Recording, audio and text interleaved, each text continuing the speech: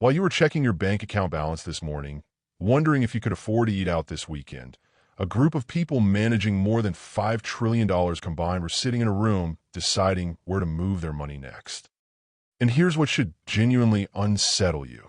They are not buying what your financial advisor told you to buy. They're not buying what's trending on financial TikTok. They're quietly moving billions into 7 specific places, and most of it is happening completely outside the stock market you check on your phone. This isn't speculation. This is documented in the actual portfolio reports these families and institutions file every year. And the gap between what they're doing and what the average investor is doing has never been wider. Here's the uncomfortable math. The traditional 60-40 portfolio is effectively gone at the highest wealth tier, replaced by a completely different model, and 94% of high net worth investors now hold private or alternative assets that most retail investors have never even accessed.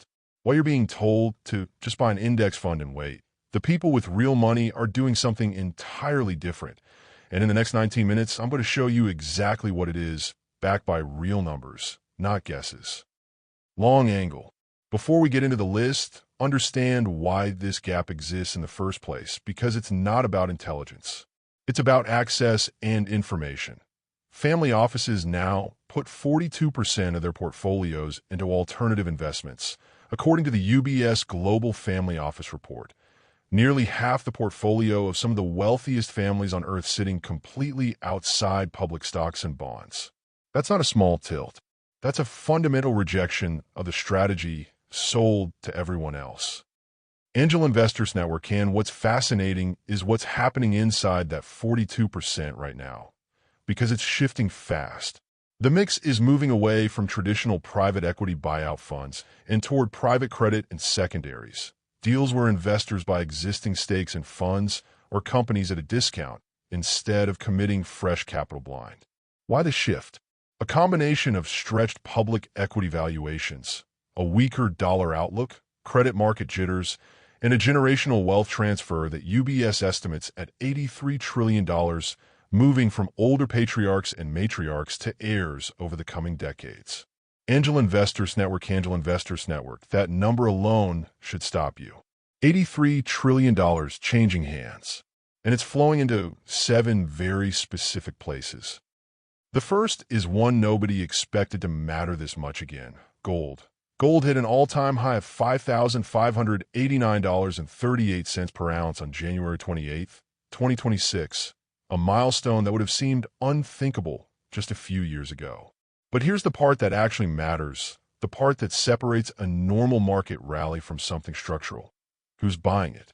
ISA bullion central banks globally purchased 863 tons of gold in 2025, and more than 22 institutions reported meaningful increases in their gold reserves. Not just 1 or 2 large buyers, but a broad-based coordinated shift. Poland's national bank alone added 102 tons, pushing its total reserves to 550 tons, motivated by its position as a NATO frontline state treating gold as insurance against extreme geopolitical scenarios. ISA bullion themed least inside Iran, this isn't slowing down. According to the World Gold Council's 2026 survey, 43% of central banks plan to increase gold holdings this year, and 95% expect global reserves to keep growing over the next 5 years. The reasoning they cite is almost identical across the board: diversification, inflation hedging, and reducing dependence on the US dollar. Themed least insider, here's why that structural buying matters more than any headline price target. Central banks are price insensitive. They buy at $4,000 and they buy at $5,500. They add gold to long-term reserves and almost never sell, permanently removing supply from the market. That's not speculation. That's a floor being built under an entire asset class, brick by brick, by the most powerful financial institutions on the planet. Themed least insider. The second place the money is moving is somewhere most people never think to look: the physical infrastructure underneath artificial intelligence that everyone's obsessed with buying the AI software company. The smart money is buying the buildings, the power, and the land underneath it instead. private equity investment in U.S. data centers jumped to $45.70 billion in 2025, the highest total in at least 5 years, accounting for 72% of the entire $63.35 billion invested in the nation's data center space. S&P Global, and this is just the visible edge of something enormous. Bloomberg and EF reports that capital spending by the 14 largest publicly owned data center operators is expected to approach $750 billion in 2026, up from less than $450 billion in 2025. One firm alone illustrates the scale. Blackstone's total portfolio now consists of over $150 billion of data centers globally, including facilities under construction, with an additional $160 billion in prospective pipeline development. Comments Kes and P Global. Why does this matter to you? Sitting at home? Because private equity is chasing what's been described as a $900 billion data center opportunity involving Blackstone, Ares, Apollo, and other major firms, and that figure doesn't even include the related opportunities in power, chips, fiber, and financing. The wealthiest investors on Earth realize something early. You don't have to guess which AI company wins the race. You just have to own the land, the power grid, and the cooling systems every single one of them is forced to rent. Hedgeco.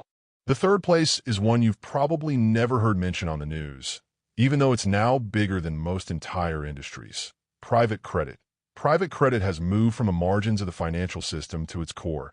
Today, it holds more than $2 trillion in assets under management, with forecasts suggesting it could reach $3.4 trillion by 2030. In plain English, instead of lending through a bank, wealthy investors are becoming the bank directly, lending straight to companies and collecting the interest banks used to keep for themselves. PwC. Why the surge? Regulatory constraints on U.S. banks created a gap in financing, especially for middle-market companies, and private credit filled it, while institutional investors piled in searching for higher yields, diversification, and downside protection. And this isn't staying exclusive for long. KKR alone plans to raise as much as 50% of its capital from high-net-worth clients over the medium to long term. And the U.S. recently gave regulatory approval for private credit managers to sell into the roughly $13 trillion retirement account market. Creative planning with intelligence. This is quite literally the machinery of the AI boom, too. Morgan Stanley estimates private credit could supply more than half of the $1.5 trillion needed for global data center buildouts through 2028. 2 of the 7 investments on this list are already feeding each other. Creative planning. The 4th investment sounds boring on paper and is anything but secondaries. That here's the concept in plain terms. Wealthy investors used to commit fresh money into private equity funds and wait a decade to see returns. Now, the smarter move being made across family offices is buying someone else's existing stake in those funds at a discount, instead of committing new money blind. That shift is a direct response to stretched public equity valuations and credit market jitters, and it's part of why traditional private equity buyout allocations have been quietly trimmed from 22% of family office portfolios in 2023 down towards 17% heading into the 2026 cycle. Angel Investors Network think of it like buying a house from someone who's already lived through the risky renovation phase at a price below what the finished product is worth. The rich aren't avoiding private equity. They're getting smarter about the price they pay to enter it. The 5th investment is one that would have gotten you laughed out of a family office meeting a decade ago, and now it's outpacing categories that used to be considered untouchable. Crypto. According to the 2026 High Net Worth Asset Allocation Report, crypto adoption among high-net-worth investors now exceeds allocation to private equity funds. Let that sit for a second. An asset class that didn't meaningfully exist 15 years ago has now overtaken one of the oldest, most established alternative investment categories among people managing millions of dollars. Long angle, this isn't about chasing a meme coin. The report notes that 94% of high-net-worth investors now hold private or alternative assets in some form, and the traditional 60-40 model has effectively been replaced by October 30th, 60 structure, public equities, bonds, and everything else. Digital assets have quietly earned a permanent seat in that everything else category for a demographic that used to dismiss it entirely. Long angle. The sixth investment is real estate, but not the kind most people picture. Not a second vacation home, not a rental duplex. Family offices surveyed by JPMorgan reported almost 40% of their portfolios in public equities and 35.5% in alternatives, and real estate remains one of the most widely held categories among alternatives. But the interesting shift is in what kind of real estate.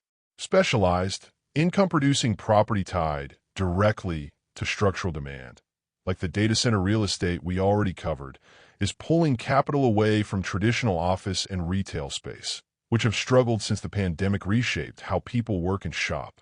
JPMorgan Private Bank, the private real estate market, now stands at $2.1 trillion in assets under management, including $600 billion of dry powder waiting to be deployed. That's $600 billion sitting ready, waiting for the right specialized property to buy. Not office towers, but the physical assets tied to power, data, and infrastructure that the next decade of technology actually depends on. Goldman Sachs. And the seventh investment on this list isn't really an investment at all. It's the absence of one, held on purpose. The average high net worth investor in the long angle report holds 51% of net worth in public equities, 28% in private and alternative assets, 11% in home equity, 5% in bonds, and 5% in cash. That 5% in cash isn't laziness. It's ammunition. Long angle wealthy investors don't hold cash because they're scared of the market. They hold it because they've learned that the biggest fortunes in history weren't built by staying fully invested through every cycle. They were built by having capital ready the moment everyone else panicked and sold. Family offices themselves describe being risk-on in public markets and private investments, while simultaneously staying vocal about the risks they're facing: geopolitical risk, interest rates, trade policy, inflation.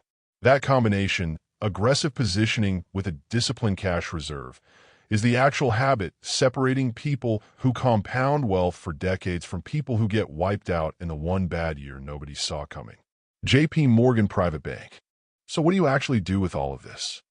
You're not going to wire $10 million into a private data center deal this week, and that's fine. Most of these 7 categories were built with minimum investments that lock out almost everyone watching this video. But here's what you can take from this, and it matters more than the specific asset. The wealthy aren't guessing. They're not chasing headlines. They're positioning around structural, multi-year shifts, energy demand, AI infrastructure, currency diversification, generational wealth transfer. And they're doing it patiently, with real research behind every allocation. You can apply that same discipline at whatever scale you're operating at.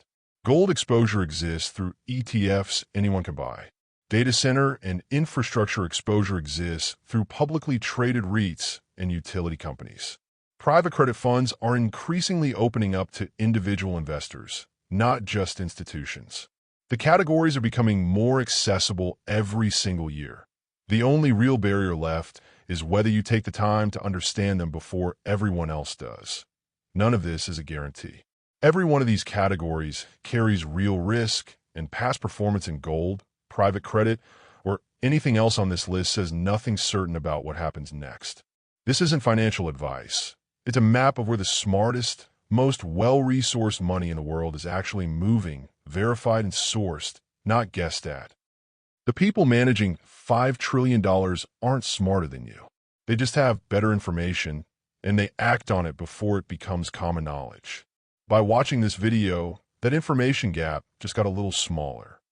If this gave you a real edge, subscribe, because next time I'm breaking down exactly how someone with a normal income can start building exposure to these same categories, starting with as little as $100.